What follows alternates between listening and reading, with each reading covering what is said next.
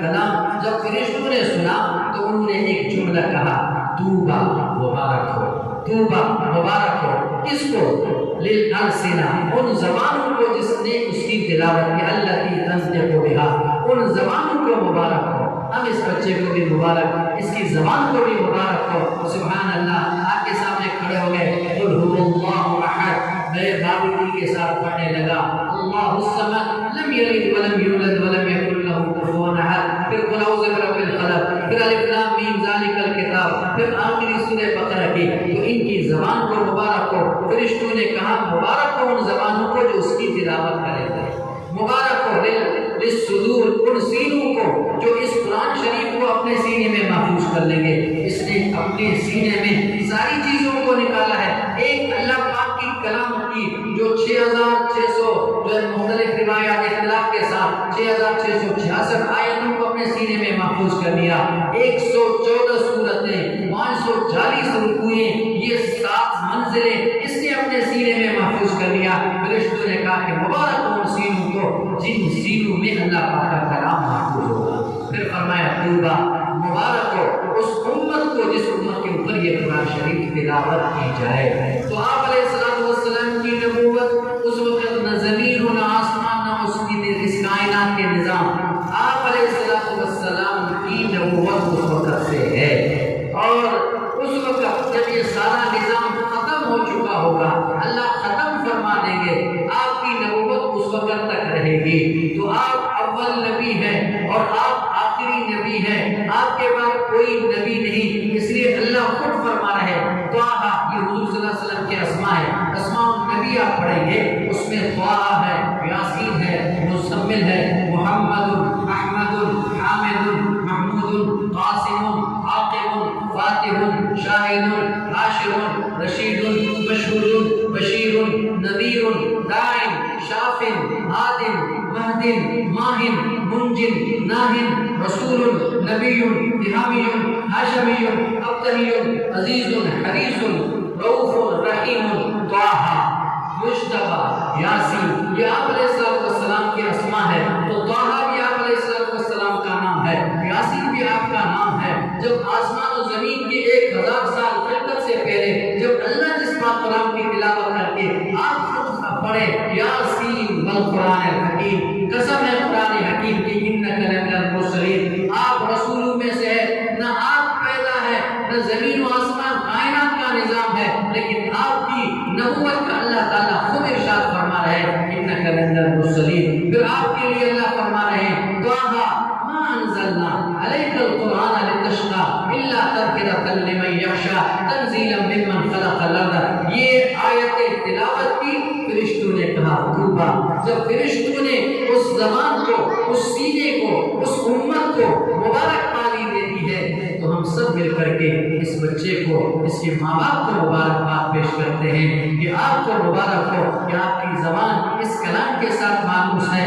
آپ کی آنکھوں کو مبارک ہو، دن رات آپ کے سامنے اللہ پاک کا کلام ہے۔ 5 چیزوں کا دیکھنا عبادت ہے۔ ایک قرآن شریف کو دیکھنا، پڑھ نہیں سکتا ہے، صرف آدمی کھول کر کے دیکھتا ہے، تو دیکھ کر کے قرآن کو دیکھنا بھی عبادت ہے۔ ایک آدمی پڑھتا ہے، ایک آدمی دیکھتا ہے، یعنی دیکھ کر، ہم کہتے ہیں ناظرہ قرآن پڑھ رہا ہوتا ہے، تو دیکھنا الگ عبادت ہے، زبان پہ قرآن شریف کو پڑھنا اور اس کی جو ہے نطق بولنا یہ الگ عبادت ہے۔ بیک وقت انسان قرآن شریف دیکھتا ہے اور پڑھتا ہے، یعنی بیک وقت 2 عبادتوں میں مشغول ہے۔ تو قرآن کو دیکھنا بھی عبادت، ایک قرآن کو دیکھنا عبادت ہے، اور اسی طرح اللہ کے گھر کو، بیت اللہ کو دیکھنا بھی عبادت ہے۔ 120 رحمتیں ہیں، 120 رحمتیں ہیں، 60 للطائفین، طواف جو کرتے ہیں تو 7 ان میں سے 60 رحمتیں طواف کرنے والوں کے لیے، وَأَرْبَعُونَ اور للمصلیین، اور ایک آدمی بیت اللہ کے ارد میں نماز پڑھتا ہے اس کے لیے 40 رحمتیں، وَعِشْرُونَ لِلنَّاظِرِينَ، ایک آدمی بس بیت اللہ کو دیکھ رہا ہے، اس پہ اللہ تعالیٰ 20 رحمتیں اس کے اوپر نازل فرماتے ہیں۔ قرآن کا دیکھنا عبادت، بیت اللہ کو دیکھنا عبادت، اور اسی طرح زمزم کے پانی کو دیکھنا بھی عبادت ہے۔ اللہ نے زمزم کا پانی دیا، اور وہ بھی حضرت ابراہیم علیہ السلام کے بیٹے اسماعیل کے ہڈیوں سے نکلا، اور زمزم کا پانی جنت کا پانی ہے جس میں آپ علیہ السلام کے لعاب، آپ علیہ السلام کے دھوپ اس میں شامل ہے، اور ڈائریکٹ ہمارے ایک بزرگ فرماتے تھے کہ ایک چشمہ براہ راست جنت سے ہے، تو بیت اللہ کے اندر جا کر کے اور قرآن شریف کو بھی سامنے رکھیں اور بیت اللہ کو بھی دیکھیں اور زمزم کا پانی سامنے رکھ کر کے دیکھ لیں، تو یہ تین، اور اللہ نے اگر ماں باپ کی دولت عطا فرمائی ہے، جس کے ماں باپ ہے وہ خوش قسمت ہے۔ ماں باپ کو نگاہ نظر اٹھا کر کے دیکھنا عبادت ہے۔ ماں کی طرف دیکھا، پھر اپنے آپ نظریں نیچے کی، پھر دیکھا، ہر دیکھنے پر ایک ہجومرے کا ثواب ہے۔ ماں باپ کو دیکھنا عبادت ہے۔ اگر اللہ نے ماں باپ دی ہے، زندہ ہے، تو بیت اللہ میں لے کے جائیں، ادھر ماں کو بھی بٹھائے، قرآن شریف کو ہاتھ میں پکڑ لیں، زمزم کا گلاس ساتھ میں ہو، بیت اللہ سامنے ہو، یہ چاروں بیٹھ فقط ایک انسان بیٹھ فقط چار عبادت، یعنی ان کا دیکھنا عبادت ہے، وہ عبادت کر سکتا ہے۔ اور پانچویں، اللہ تعالیٰ کے نیک لوگ ہیں جنہوں نے قرآن کے لیے اپنے آپ کو وقف کیا ہے، قرآن کے تعلیم میں اپنے آپ کو مصروف کیا ہے اور قرآن شریف کی خدمت کر رہے ہیں، قرآن شریف کو پڑھ رہے ہیں، قرآن شریف کو پڑھا رہا ہے، قرآن شریف کو سمجھ رہے ہیں، قرآن شریف سمجھا رہا ہے، قرآن سیکھ رہے ہیں، قرآن شریف کی تعلیم کا آپ کو تعلیم دے رہے ہیں، سکھا رہے ہیں، اور قرآن علوم جن کے پاس ہے جس کو ہم عالم کرتے ہیں، اور اللہ تعالیٰ نے یہ علم قرآن والا ان کو عطا فرمایا ہے۔ اصل علم تو قرآن کا ہے، جس کے پاس علوم قرآنی ہے اس سے بہتر، کیونکہ وہ اللہ سے ان کی معرفت پہچان ہے۔ اللہ کو جو عالم جانتا ہے، اللہ کی صفات اور اس اللہ تعالیٰ کی قدرت کو جو وہ سمجھتا ہے، کوئی غیر آدمی نہیں سمجھ سکتا ہے۔ تو کسی عالم کو دیکھنا عبادت ہے، ماں باپ کو دیکھنا عبادت، بیت اللہ کو دیکھنا عبادت، زمزم کے پانی کو دیکھنا عبادت، اور اللہ کا بھلے قرآن شریف کو دیکھنا عبادت، اور ماں باپ اور اسی طرح کسی نیک عالم صالح اور اولیاء ولی کو دیکھنا عبادت۔ یہ صرف دیکھنا عبادت ہے، کیونکہ ایک زمانہ، ایک وقت کسی عالم کے پاس آدمی بیٹھتا ہے، وہ ایک سال یا ایک صدی عبادت کرتا رہتا ہے۔ تو یک زمانہ خاص صحبت اولیاء بہتر از 100 سال طاعت بے ریا بھی نہیں ہے، صرف اللہ کے رضا کے لیے۔ اور اصل فیصلہ تو آدمی کے اعمال کا اس کے اخلاص پہ ہوتا ہے، کہ دکھلانے کے لیے نہیں، اللہ کے رضا کے لیے۔ تو ہم سب اللہ کے رضا کے لیے اللہ پاک کے دین کو سمجھ لیں، سیکھ لیں۔ اللہ تعالیٰ اداروں کو قیامت تک قائم و دائم فرما دیں، ان کے استاد کو مبارک ہو، ان کے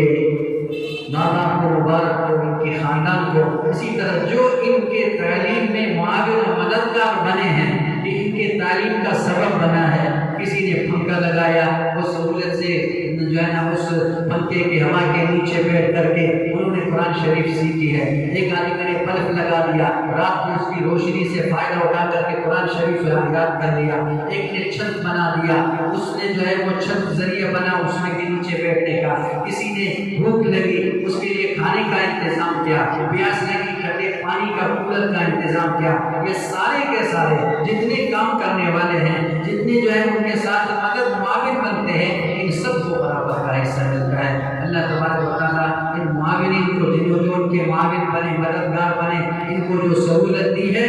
ان کو بھی مبارک ہو، اور اللہ تبارک و تعالیٰ اس محنت کو اپنی بارگاہ میں قبول فرما دے، نجات کا ذریعہ بنا دے، اور ماں باپ کے لیے دنیا اور آخرت میں آنکھوں کی ٹھنڈک کا ذریعہ بنا دے۔ اور کل قیامت کے دن یہ جو مقام ان کے ماں باپ کو ملے گا، اس وقت ہر انسان جو ہے نا،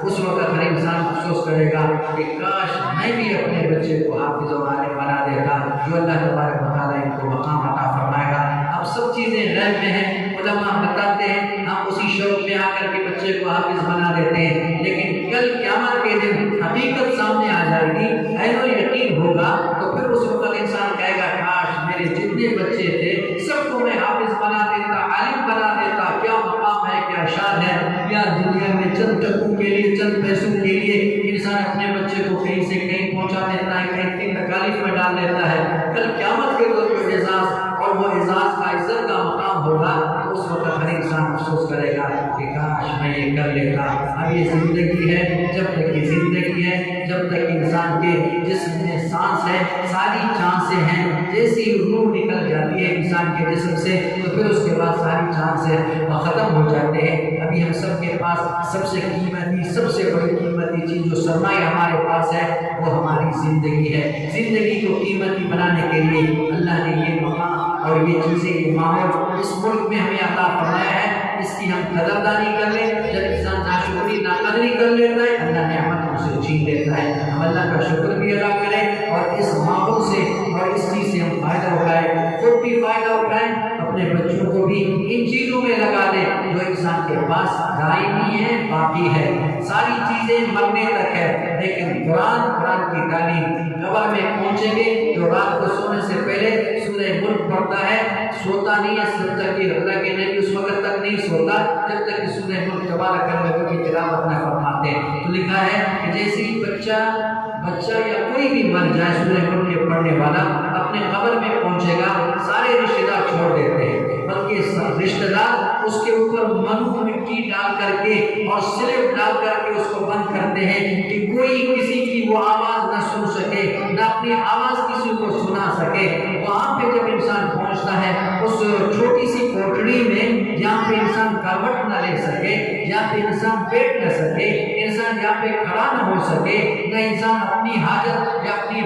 پیاس اور بھوک کسی کو بتا نہ سکے، وہاں پہ یہ سورہ ملک اس کے پاس پہنچتا ہے۔ اس کے دائیں اس کے بائیں بڑی خوبصورت ایک انسان کی شکل ایک حسین و جمیل بن کر کے انسان دیکھتا ہے کہ یہ حسین و جمیل اس وقت اس جگہ پہ ماں باپ نے بھی چھوڑ دیا، دوستوں نے بھی چھوڑ دیا، خاندان نے بھی چھوڑ دیا، سب نے چھوڑ دیا، یہ کون ہے میرے ساتھ قبر میں آیا ہوا ہے؟ تو وہ آگے سے کہتا ہے کہ میں اللہ تبارک و تعالیٰ کے وہ پاک کلام کی ایک سورت سورہ ملک جو رات کو آپ سونے سے پہلے مجھے پڑھایا کرتے تھے، اب میں آپ کی رفیق، آپ کے ساتھی ہوں۔ یہاں قبر میں اگر آپ کو کوئی تکلیف پہنچے گی، آپ کے لیے کوئی مشقت کا باعث بنے گا، اس کے لیے میں اس کا دفاع کروں گا۔ منکر و نکیر کی وحشت و دہشت قبر کی تنگی اور ظلمت کو دور کرنے کا سبب بنے گا۔ یہاں تک کہ حدیث میں آتا ہے اس کے لیے جھگڑتی ہے یہ سورت اور پورا کا پورا قرآن۔ یا اللہ آپ نے مجھے اپنے پاک کلام کا ایک سورت بنایا،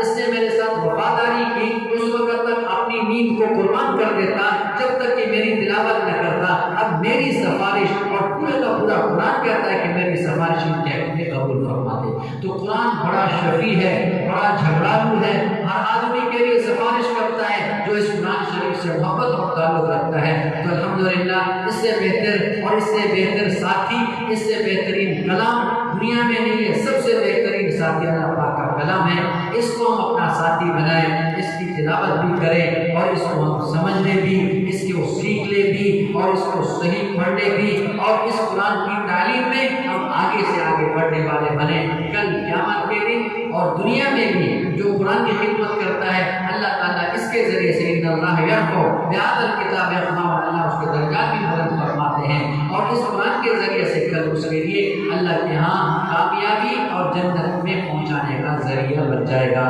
اللہ تعالیٰ خدمات کو اپنی بارگاہ میں قبول فرما لے۔ میں آپ کا وقت زیادہ لیا، پھر اس بچے کو ان کا ساتھ اللہ کو بہت بہت مبارک ہو۔ آپ سب کو بھی آپ حضرات نے تکلیف کی اور ان کی اس خوشی میں آپ نے شرکت کی، ان کی حوصلہ افزائی کی۔ اللہ تبارک و تعالیٰ اس آمد پہ، اس آپ کی شرکت پر آپ کو جزائے خیر عطا فرمائے، بلکہ یہ ہمارے جو ہے آنا بیٹھنا یہ ہمارے لیے ذریعے نجات کا ذریعہ بھی بن جائے گا اور اللہ ہماری گناہوں کی مغفرت اور بخشش فرما دے گے۔ اللہ